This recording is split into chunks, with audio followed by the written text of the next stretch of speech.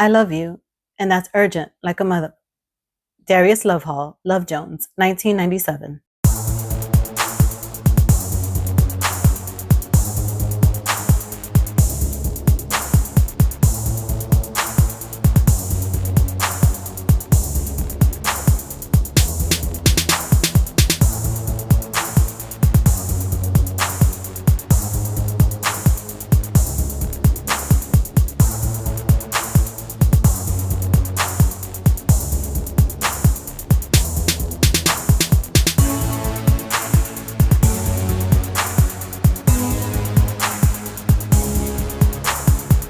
This video was supposed to be a simple breakdown of how dating, relationships, and marriage have evolved over time, from arranged marriages to the modern-day dumpster fire we call dating.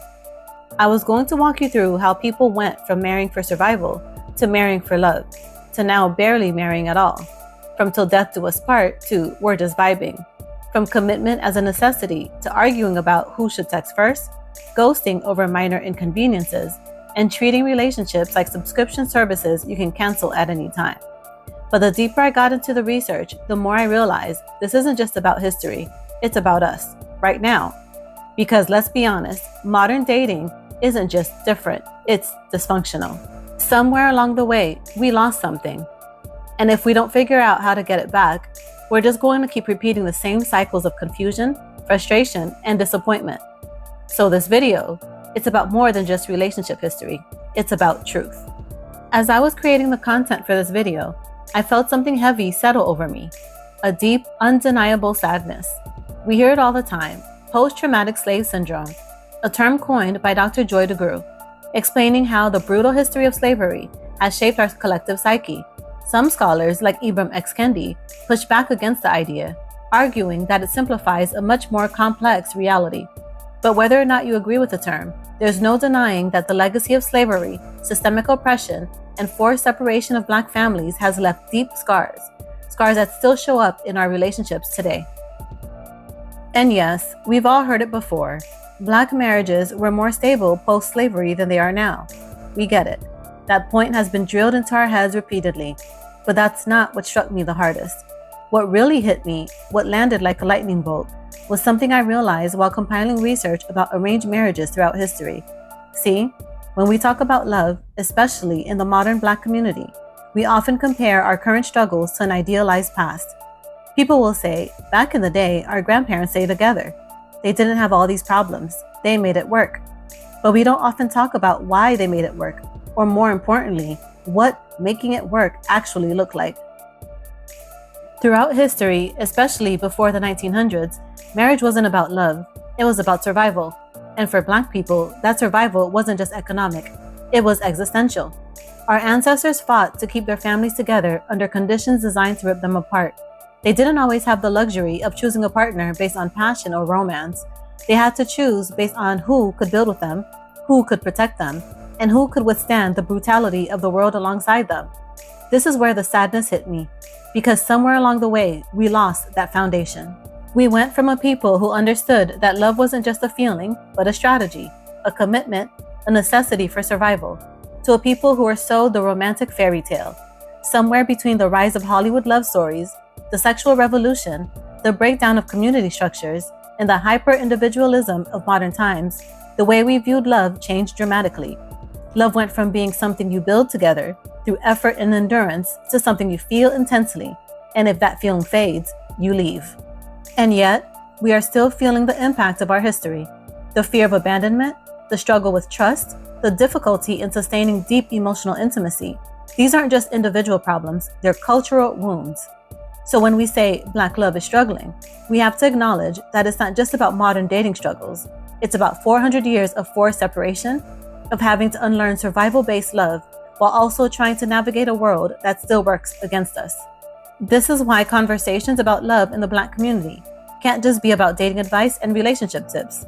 They have to be about healing, about unlearning, about reclaiming the deeper truths about what makes love last. Because Black love is not doomed. But if we don't understand where we've been, we'll all keep repeating the same cycles over and over again. That's why this video and this conversation matter. Because the love we want, it's possible. But we have to be willing to look beyond the fairy tales and see the truth. Reclaiming love, the first step toward change. Here's the truth. If you are Black and you struggle to trace your ancestry past the slave trade, you likely have a lot of generational wounds working against you. That's not up for debate. It's history, it's reality. It's something we didn't ask for, but something we inherited nonetheless. But let's also be very clear about something. An explanation is not an excuse. Yes, our history has left scars. Yes, systemic forces have worked against us. Yes, generational wounds run deep. But at some point, we have to decide whether we're going to let that history dictate our future, or if we're going to do the work to break the cycle, because love and legacy are our birthrights. And letting the past own your present and sabotage your future won't change what happened. It will only keep you trapped in a cycle of getting the same results you've always gotten. This is why we can't sit around and hope things will get better. Change doesn't happen just because you want it. It doesn't happen just because you recognize the problem.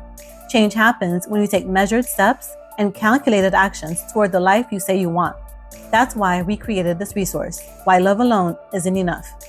Because the truth is, we have been following the dominant culture straight into their confusion and chaos.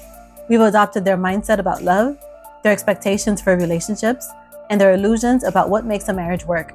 And what has that gotten us? More breakups, more distrust, more cynicism about love, and more people giving up before they even try. It's time to create something different, a counterculture of commitment and clarity.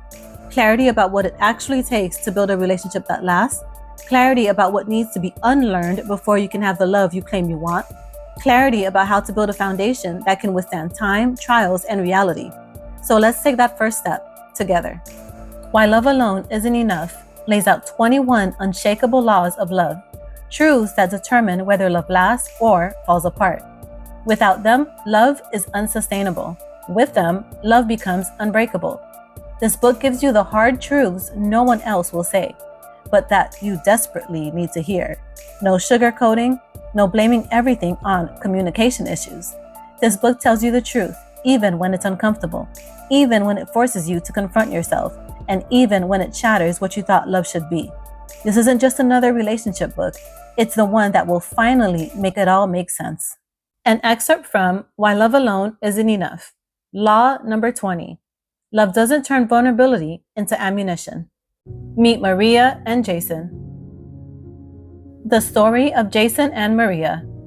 Jason never liked talking about his past, not because he was hiding anything, but because some wounds don't heal when exposed. They start bleeding again. But with Maria, Jason felt a glimmer of hope. She had a way of making him feel safe, like he could finally exhale, like he didn't have to be the strong one all the time. So one night, after months of trust building, he finally told her about the father who only spoke in disappointment, about the way he never felt good enough growing up, about how deep down he still carried that same fear into every relationship. Maria listened, eyes soft, fingers tracing slow circles on the back of his hand. "I love you," she whispered when he finished. "You never have to prove yourself to me." Jason had never felt safer, but Jason's sense of safety was about to be shattered. Maria was about to turn his vulnerability into a weapon. The first time it happened, Jason brushed it off. It was a small fight, something stupid about forgetting to call her after work. But then Maria crossed her arms and scoffed. "I guess I shouldn't expect much from someone who never felt good enough to begin with." Jason froze. The air changed. She saw it in his face, how his entire body stiffened, the way the words cut deeper than they should have. And instead of apologizing, she just shrugged. "You said it yourself." That was the moment Jason realized something. The thing he had trusted her with, the deepest, rawest part of himself, was now being used against him. It was a betrayal that cut deeper than any weapon. And once something is used as a weapon, it never feels safe again. It was a pattern that repeated itself, and each time, it chipped away at Jason's trust. Not every fight, not every disagreement, but often enough to make him second-guess opening up again. If he forgot an anniversary, she'd say, "Right, because why would someone with daddy issues know how to show up anyway?" If he pulled away during an argument, she'd say, "There you go again, proving your daddy right." And every time, it felt like a gut punch, because it wasn't just about the words, it was about what they meant. They meant, "Your deepest wound is my sharpest tool." The place you trusted me with is now my battlefield. You gave me your scars, and I'm willing to press on them to win. Jason started withdrawing, not out of spite, not out of anger, out of self-protection. Because you can't trust a person who uses your truth to hurt you. And once trust is gone, love is just a house without walls. It won't stand for long. The night it finally ended, Jason didn't yell, didn't argue, didn't try to explain. Maria had thrown another verbal dagger, this time about how he always second-guessed himself and was just proving that he'd never be good enough for her. And Jason just stood there, staring at the person he once thought was the safest place. He wasn't even hurt anymore. He was just done. I trusted you. His voice was quiet and steady. Maria's face hardened. I didn't mean... No, he shook his head. You meant it, and that's the problem. There was nothing left to say. Love might survive hard conversations, mistakes, conflict, and even pain, but it does not survive becoming the very thing it promised to protect you from. And the moment Jason realized that, he walked away. Not because he didn't love her, but because love that makes you afraid to be vulnerable isn't love at all. Why Love Alone Isn't Enough isn't a book full of opinions or feel-good advice. It lays down 21 unshakable laws of love that have already played out in every failed relationship, every heartbreak, and every couple that couldn't make it work. This book doesn't just ask you to consider its truths, it dares you to try to prove them wrong. This book forces you to see love differently, and you won't be able to unsee it. It's not just about fixing relationships, it's about fixing how we think about love itself. It gives you the hard truths no one else will say, but that you desperately need to hear. This isn't just another relationship book. It's the one that will finally make it all make sense. To grab your free copy, go to couplesdevelopment.com, click on Why Love Alone Isn't Enough on the menu. The truth will set you free, but first, it will break you. Are you ready for that?